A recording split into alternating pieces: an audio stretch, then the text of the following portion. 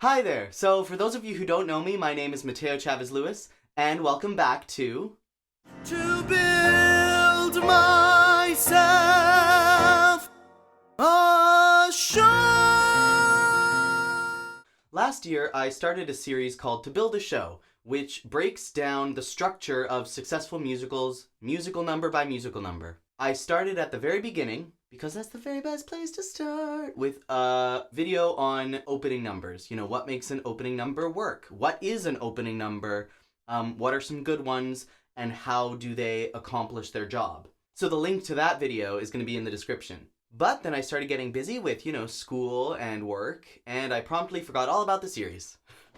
But here I am, with the long-anticipated second installment, almost a year after I made the first installment, the second installment of To Build a Show, which is about the second major musical number in the show, I Want numbers. Pretty much all successful musicals have some kind of I Want number, and the purpose of the I Want number is just to introduce us to the protagonist, the main character, and to kind of share with the audience what this person's big want is, what their objective is, what is their dream. All good stories follow a character, or, multiple characters, who want something, and they want it so bad. Generally, it's something that is not very easy for them to get, and they have to fight for it. And, that's why people like being told stories. It's the same reason we like watching sports. We like to watch people fight for things. That's been true since, the gladiators in Roman times. Because there's this one crucial question that keeps us engaged. And that question is, are they going to win?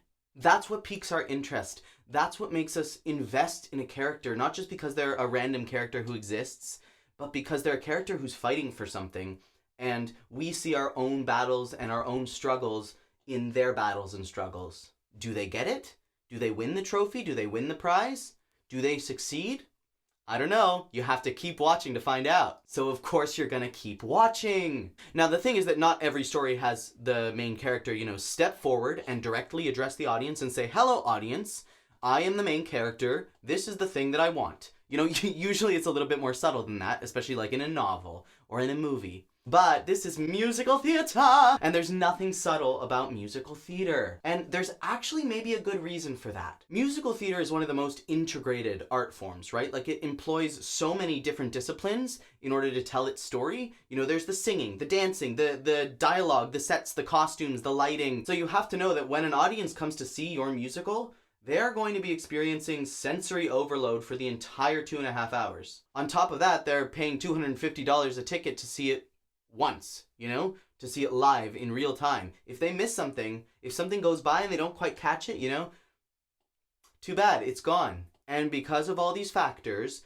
in musicals, it tends to pay off to be as clear as possible. In comes the I Want number, making it very, very clear to the audience. Listen, I know you're distracted and confused. I know there's a lot of lights, there's a lot of music, there's a lot of singing and dancing, but in the middle of all of this chaos, this is what you need to focus on. This protagonist who wants something. What exactly is the I Want number? Well, it's My Shot in Hamilton.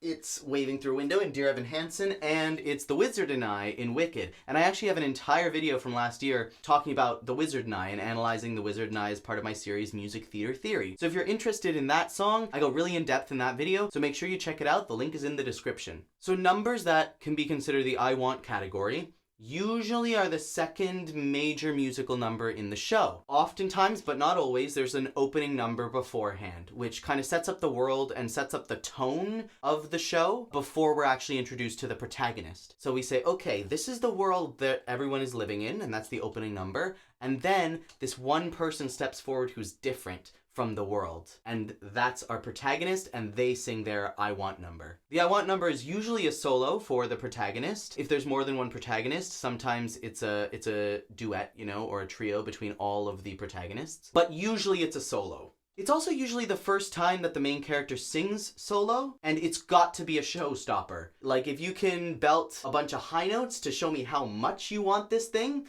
that's not gonna hurt you. Anything you can do to help me invest in you. Because whatever happens, this I Want number has to be a good enough song to basically single-handedly convince your entire audience to keep cheering for this protagonist for the entire next 2.5 hours, no matter what happens, no matter what they do. And if the song isn't good enough, well, the audience doesn't care enough, and they get bored, and they walk out, and your show flops. But no pressure. Writers often write this first or at near the beginning of the process of writing the show because it tells the writer a lot about the character that they're writing, and it can often point the writer in the right direction. But also just because it's damn hard and it takes a long time to get it right. Lin-Manuel took 8 years to edit and re-edit my shot before we have the version that we have today. Pasek and Paul wrote an entire other song for Dear Evan Hansen called Infinite Island. It then got cut and replaced with a version of Waving Through a Window that was totally different. Side note, my favorite thing in the world is that the original version of Waving Through a Window had this lyric in it. Step back from the stove if you keep getting burned. That's my favorite thing of all time. And Steven Schwartz had written a song called Making Good, which got cut and replaced with The Wizard and I before the show went into tryouts. And if there's a recording circulating out there somewhere from the original workshop of Wicked, like the first time they did a table read, and in that recording, Making Good is the song that Elphaba sings at the beginning of the show, not The Wizard and I. The Wizard and I doesn't exist yet. Because the job of the I Want song is to build up anticipation for what's coming in the rest of the show, there's a lot of musical little tips and tricks that composers tend to employ in order to create that sense of anticipation. If you watch my video on The Wizard and I, again, link is in the description for that, you'll see I'm talking about the syncopated rhythms in the orchestration. Let me show you what I mean by that. Okay, so here we have the sheet music for the chorus of My Shot from Hamilton, right? Not throwing away my shot. And then here we have the piano goes,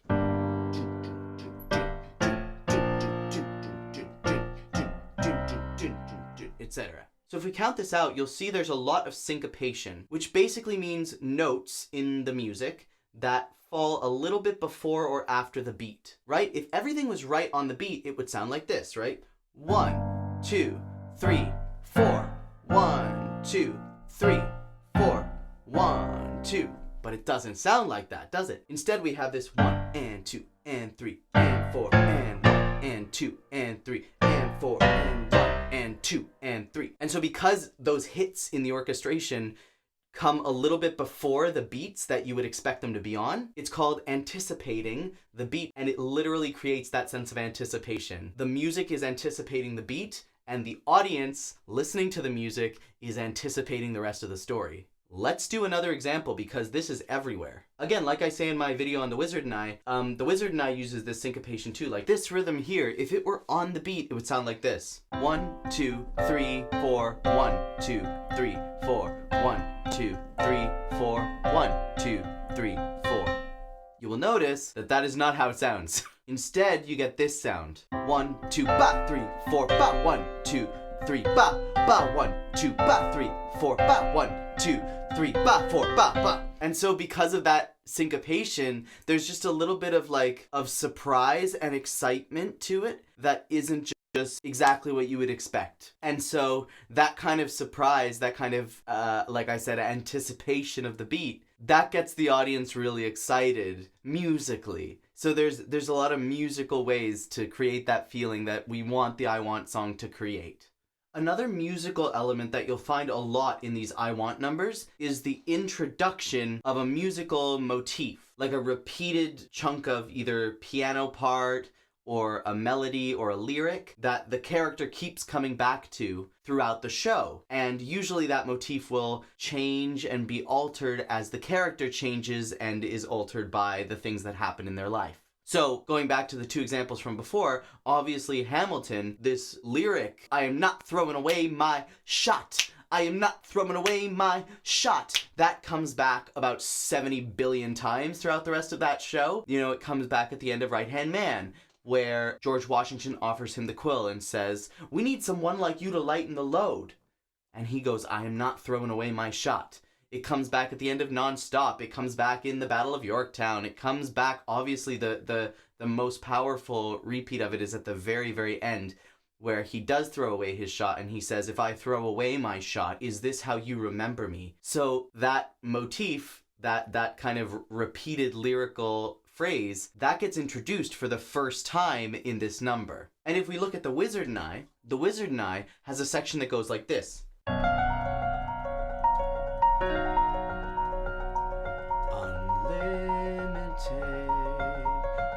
my future is unlimited.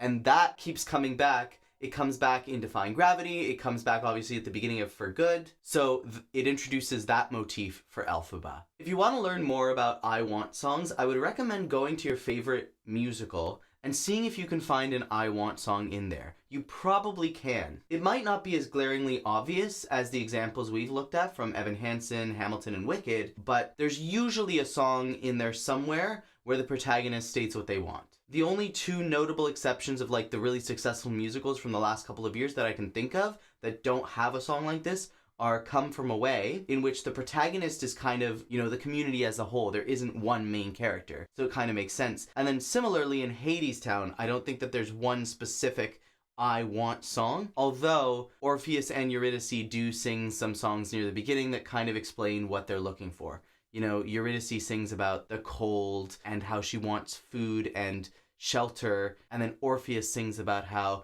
oh, you know, when I sing my song, all the trees are gonna sing along. So they are both singing about what they want. It's just not as much of a clear-cut single I Want number. But go listen to some of your favorite musicals and see if you can find what the I Want number is. And if you find a musical that doesn't have an I Want number, put it in the comments, because I'm really curious. And there you have it. That's basically an intro to I Want numbers. Make sure to subscribe to this channel, because next we're going to be talking about the conditional love song. I'm taking, by the way, all of these names for the musical numbers within the structure. I'm taking them all from this book, which fell down off the piano, called The Secret Life of the American Musical by Jack Viertel. I'm not like getting paid to sponsor this or anything. I just, it's a dope book. So if you're interested in writing musicals or just really love musicals and want to understand how they work, this is a really good read. And there you have it. That's my video. If you like this video, you know, be sure to give it a like and subscribe to the channel if you haven't already. All of these likes and subscriptions, they really, really help me out, and I really appreciate every single one of them. To build a show, this series is continuing. So is Music Theater Theory, which is my other series. If you have an idea for a song you want me to analyze on Music Theater Theory, drop that in the comments as well. If you want to learn more about me, you can visit my website in the description, which is www.mateochavezlewis.com. And I do all sorts of coachings, you know, if you want vocal lessons, piano lessons, I do live performances, and there's a whole bunch of other stuff that I offer too, so make sure you check out the website and see if we can work together. I would really love that. Thank you all so much for watching. My name is Mateo Chavez Lewis, and this has been To Build Myself.